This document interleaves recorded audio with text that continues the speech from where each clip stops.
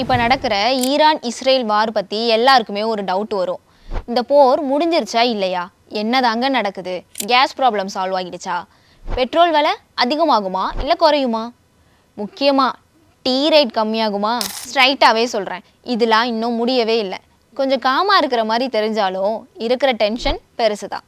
ஒரு நாளுக்கு முன்னாடி அமெரிக்காவும் ஈரானும் வார் பற்றி பேச்சுவார்த்தை நடத்தினாங்க. இது ஒர்க் அவுட் ஆச்சான்னு கேட்டால் இல்லை. ரெண்டு சைடுமே எதுக்குமே தயாரா இல்லை. பின்ன எப்படி வார் ஸ்டாப் ஆயிடுச்சுன்னு சொல்ல முடியும்? இப்போதான் இந்த சிச்சுவேஷன் இன்னும் சீரியஸ் ஆகுதுன்னு வேணா சொல்லலாம். எப்போ வேணா இது பெருசாகலாம். ஆல்ரெடி போன மந்த்தே பெட்ரோலோட ரேட்டு இன்க்ரீஸ் ஆச்சு, கேஸோட ரேட்டும் அதிகமாச்சு. இதனால நிறைய டீ ஷாப், ஹோட்டல்ஸ் எல்லாத்தையும் ஒரு பக்கம் க்ளோஸ் பண்ணாங்க. இன்னொரு பக்கம் டீயோட ரேட்டு, ஃபுட்டோட ரேட்டு எல்லாமே இன்க்ரீஸ் ஆகிடுச்சு. நீங்கள் யோசிச்சு பாருங்க, போன மந்த் என்ன நடந்துச்சு? பெட்ரோல் தட்டுப்பாடுன்னு ஒரு ரூமர்ஸ் பரவுச்சு.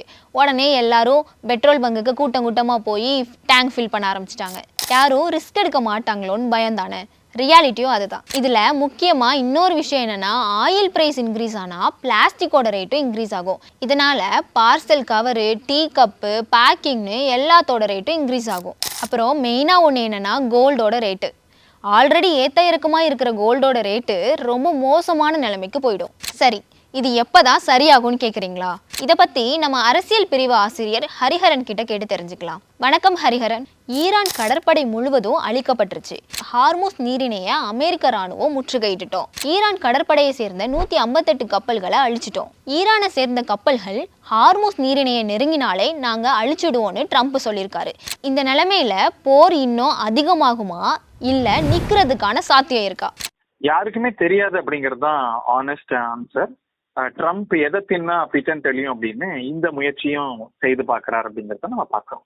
இதோடைய பின்புலம் உங்களுக்கு தெரியும். ஒரு 5 வாரம் நீடித்த அமெரிக்கா இஸ்ரேல் தொடங்கிய போர் ஒரு தற்காலிக முடிவுக்கு வந்தது. ஒரு 15 நாள் சீஸ்ஃபயர். இந்த சீஸ்ஃபயர்னு சொல்ல முடியுமான்னே தெரியல. சண்டை முழுசா நின்று இருக்கானே நம்மளால முழுசா சொல்ல முடியல.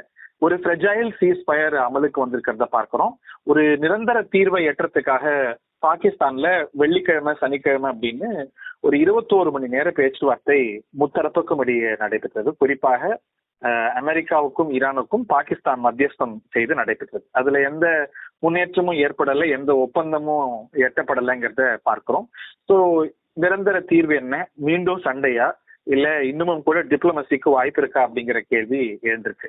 அடுத்த அஸ்திரமா இந்த சூழல்ல தான் இந்த blockade of strait of Hormuz ஒரு அஸ்திரமாக டொனால்ட் ட்ரம்ப் எடுக்கிறாருங்கிறத பார்க்கிறோம். ஏற்கனவே அங்க போக்குவரத்து ஈரானுடைய முயற்சியால தடைப்பட்டிருக்கிறத பார்க்கின்றோம். இந்த போர் தொடங்குறதுக்கு முன்னாடி அது ஒரு இன்டர்நேஷனல் வாட்டர்வேயா எல்லா கப்பல்களும் போயிட்டு இருந்த எண்ணெய் ஏற்றுமதி கிட்டத்தட்ட உலக சந்தையில 20% தங்கு தடையின்றி நடந்த ஒரு இடமாகத்தான் இருந்திருக்கு. ஆனால் இந்த ஒரு போருடைய விளைவாக ஒரு சோக்கிங் பாயிண்டாக இதை ஒரு அஸ்திரமாக ஈரான் கையில் எடுத்து, நாங்க அனுமதிக்கக்கூடிய கப்பல்கள் மட்டும்தான் அதுல போக முடியும் அப்படின்னு சொல்லி அதை ஒரு அஸ்திரமா எடுத்து வெப்பனைஸ் பண்ணதை நம்ம பார்க்கின்றோம். அதனால என்ன இருக்கு, இப்ப ஈரான் அனுமதிக்கக்கூடிய கப்பல்கள் மட்டுமே தான் போயிட்டு இருக்கு. இந்த சீஸ்ஃபயர் வந்தாலும் கூட எல்லா கப்பல்களையும் அவங்க அனுமதிப்பாங்க அப்படின்னு இந்த சீஸ்ஃபயருடைய ஷரத்தாவே டொனால்ட் ட்ரம்ப் சொன்னாலும் அதுக்கு அமலுக்கு வரல. ஸோ இப்போ பிராக்டிக்கல் இம்ப்ளிகேஷன் இருக்குன்னா, இந்த போர் தொடங்கியதுல இருந்து இந்த சீஸ்ஃபயர் வந்தாலும் கூட ஈரான் அனுமதிக்கக்கூடிய கப்பல்கள் மட்டும்தான் போயிட்டு இருக்கிறத பார்க்கணும். அதாவது ஈரான் ஏற்றுமதி செய்யக்கூடிய எண்ணெய் கிட்டத்தட்ட ஒரு 1 million barrel a day.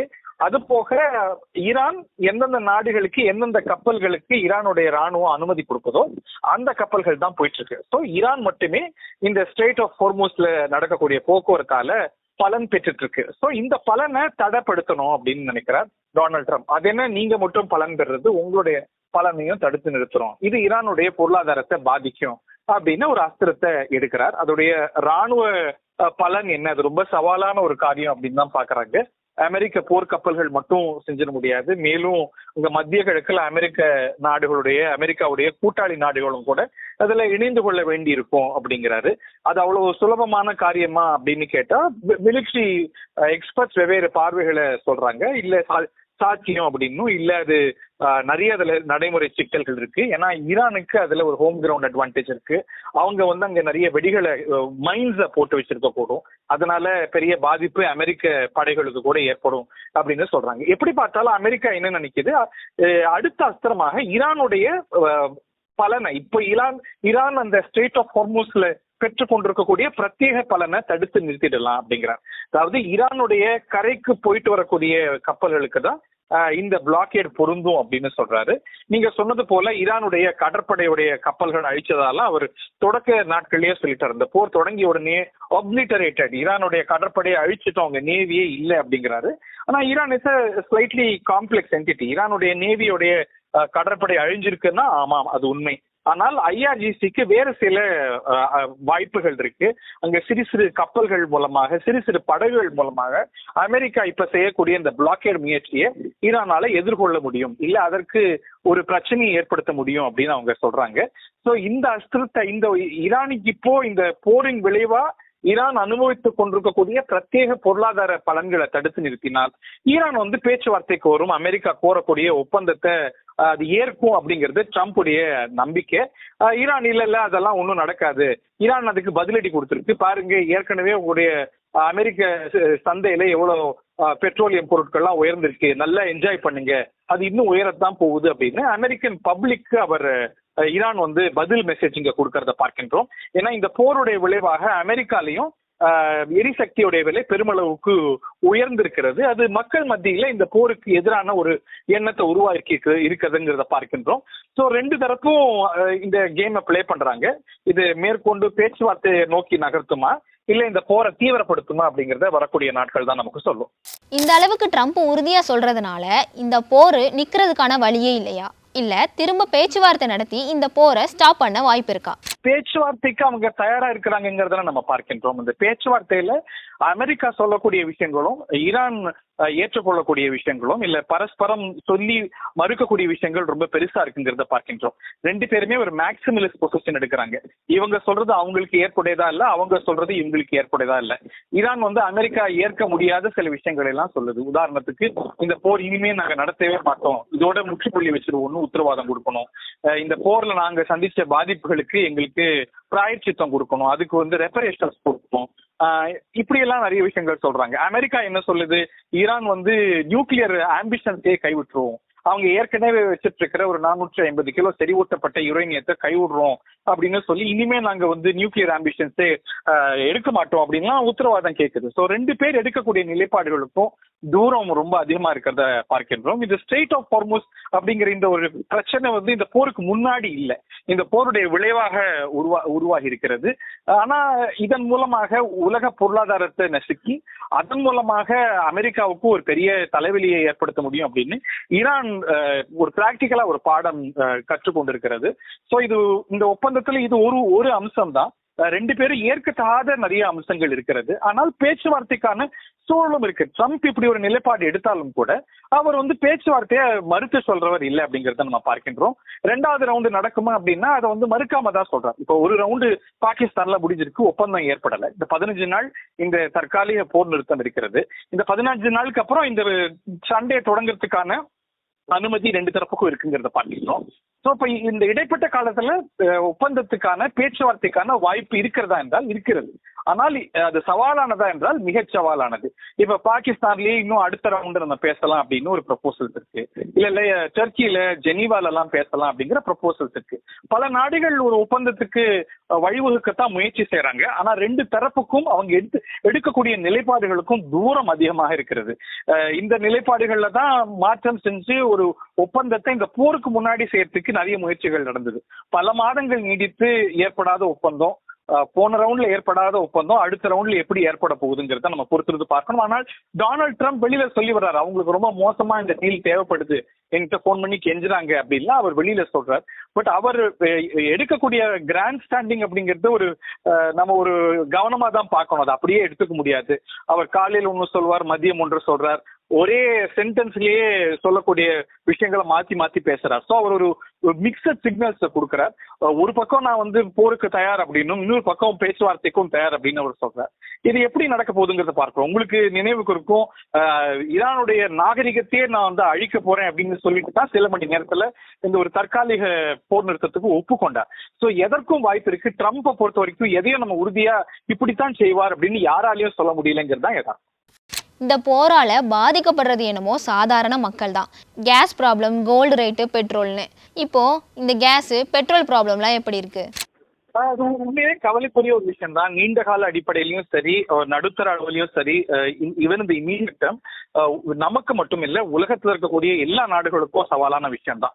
America என்ன சொல்லி வருது, நாங்க வந்து எரிசக்தியை பொறுத்த வரைக்கும் தற்சார்பு நாடு. அது உண்மைதான். அவங்க வந்து முந்தைய காலங்கள் போல மத்திய கிழக்குல பெருமளவுக்கு எண்ணெய் வளத்தை இம்போர்ட் பண்ணல. அவங்களே வந்து இந்த ஷேல் கேஸோடைய உற்பத்தினால தன்னிறைவு அடைஞ்சிருக்கிறாங்க. ஆனாலும் கூட உலக சந்தையில பெட்ரோல் பொருட்களுடைய விலை உயரும் போது அது அமெரிக்காவையுமே பாதிக்கும். ஸோ அது நம்மை மட்டும் இல்ல, தன்னிறைவான நாடுகளையும் கூட. இதனால் அது வந்து ஒரு சந்தை பொருளாதாரம் இல்லையா? ஸோ சந்தை எப்படி ரியாக்ட் பண்ணுதோ அதுக்கு ஏற்றாற் போலத்தான் இந்த பொருட்களுடைய விலை எல்லாரையும் பாதிக்கும். நம்மை போன்ற நாடுகள், குறிப்பாக ஆசிய நாடுகள், இந்த ஸ்ட்ரெயிட் ஆஃப் ஹார்முஸ் இன்னைக்கு எது பாதிக்கப்பட்டிருக்கிறதோ, எதுல போக்குவரத்து பாதிக்கப்பட்டிருக்கிறதோ, ஏற்கனவே தடைப்பட்டு இப்ப ட்ரம்ப்புடைய இந்த பிளாக்கேட்னால இன்னும் சவாலா இருக்கிறதோ, இது வழியாகத்தான் நம்முடைய எண்ணெய் தேவைகளை பெருமளவுக்கு நம்ம இறக்குமதி செஞ்சுட்டு இருக்கோம். அப்கோர்ஸ் நம்ம வந்து இந்த சூழல் கருதி நம்ம வாய்ப்புகளை டைவர்ஸ் பண்றோம்.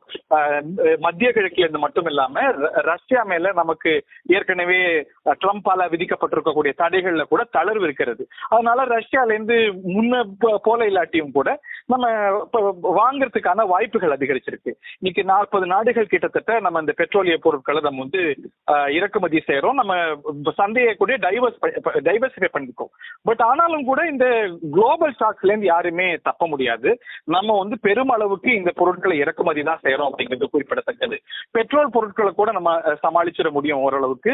இந்த எல்பிஜி தட்டுப்பாடு அப்படிங்கிறது நம்ம குக்கிங்க்கு நம்மை போன்ற நாடுகள் எல்பிஜியை தான் பயன்படுத்துறோம். இந்த எல்பிஜி சப்ளை வந்து இன்னமும் கூட பாதிக்கப்பட்டிருக்கு. எல்பிஜி மட்டும் இல்ல, எண்ணெய் பொருட்கள் மட்டும் இல்ல, இந்த பெட்ரோ கெமிக்கல் தொடர்புடைய அனைத்து வகையான பொருட்களும், இந்த பேக்கேஜிங்ல பயன்படுத்துற பொருட்கள்ல இருந்து, ஹீலியம்ல இருந்து, நிறைய விஷயங்கள், மைக்ரோசிப் தயாரிக்கக்கூடிய விஷயங்கள்ல இருந்து, உணவுப் பொருட்கள்ல இருந்து நம்ம நிறைய பொருட்களை இறக்குமதி செய்யறோம். நாம மட்டும் இல்ல, உலகத்துல பல நாடுகள் இறக்குமதி செய்யறாங்க. ஸோ இதுல தட்டுப்பாடு இயல்பாவே ஏற்பட்டுடும். ஸோ ஏன்னா இயல்பான சந்தை போக்குவரத்து இல்ல, மார்க்கெட்ஸ் வந்து ரொம்ப வாலட்டைலா இருக்கு, விலை உயர்வு இருக்கு, தட்டுப்பாடு இருக்கு. ஸோ இந்த பிரச்சனை நாளையே முடிவுக்கு வந்தாலும் கூட பழைய இயல்புக்கு வரத்துக்கு மாத கணக்காகும், வருட கணக்காகும்னு சொல்ற எக்ஸ்பர்ட்ஸ் வந்து இல்ல குறைந்தபட்சம் மாத கணக்காகும். பழைய இயல்பு நிலைக்கு, இந்த ஜனவரி மாசம் இருந்த இயல்பு நிலைக்கு வரத்துக்கு நாள் ஆகும் அப்படின்னு சொல்றாங்க. ஆனா அதே வேளையில இந்த பிரச்சனை தொடர்ந்தா அதோடைய பாதிப்பு நம்மையும் உலகத்துல எல்லாரையும் பாதிக்கும். அமெரிக்காவில இருந்து ஆஸ்திரேலியா வரைக்கும் பாதிக்கும். நம்மை போன்று இறக்குமதி செய்யக்கூடிய நாடுகளுக்கு சவால் தான். இந்த சவாலை நம்ம சமாளிப்போமா அப்படின்னா சமாளிக்கிறதுக்கு வழிகள் இருக்கும். இப்போ ரஷ்யாவே நமக்கு வந்து முன்ன ரொம்ப சீப்பான விலையில கொடுத்துட்டு இருந்தாங்க.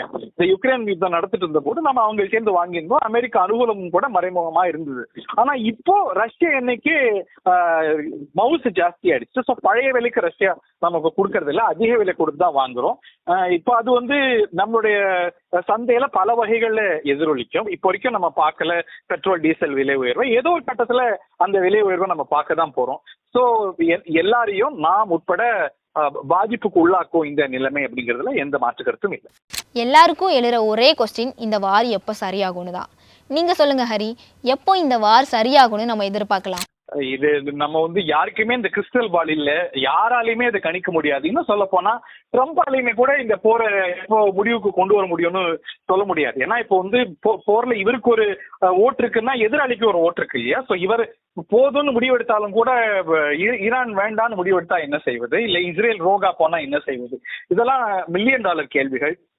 ஸோ இப்போ இந்த பிளாக்கேடை எப்படி ஈரான் எதிர்கொள்ள போகுது, வரக்கூடிய நாட்கள்ல ஒரு டீல் வரப்போகுதா, ஒரு டீல் வந்துருச்சு, ரெண்டு பேருமே ஏற்றுக்கொள்ளக்கூடிய ஒரு டீல், இந்த பிரஷர்னால வந்து ஈரானுக்குமே அவங்களுடைய அண்டை நாடுகளுடைய பிரஷர், இல்ல நம்ம குளோபலா ஐசோலேட் ஆகிறோம், ஏதோ ஒரு டீலுக்கு ஒத்துப்போம் அப்படின்னு அவங்க ஒத்துக்கிட்டாலும், இல்ல இது நல்லா இருக்கே, இந்த ஸ்டேட் ஆஃப் ஹார்முஸ் கட்டுப்படுத்தினா உலக பொருளாதாரத்தை கட்டுப்படுத்தி அமெரிக்காவை வழிக்கு கொண்டு வரலாம் அப்படிங்கிற ஒரு புதிய டிட்டரன்ஸை அவங்க கண்டுபிடிச்சிருக்கிறாங்க. இந்த பேலன்ஸ் ஆஃப் டிட்டரன்ஸ் சொல்லுவாங்க. அதுல ஈரான் வந்து ஒரு புதிய வாய்ப்பை கண்டுபிடிச்சிருக்கிறது.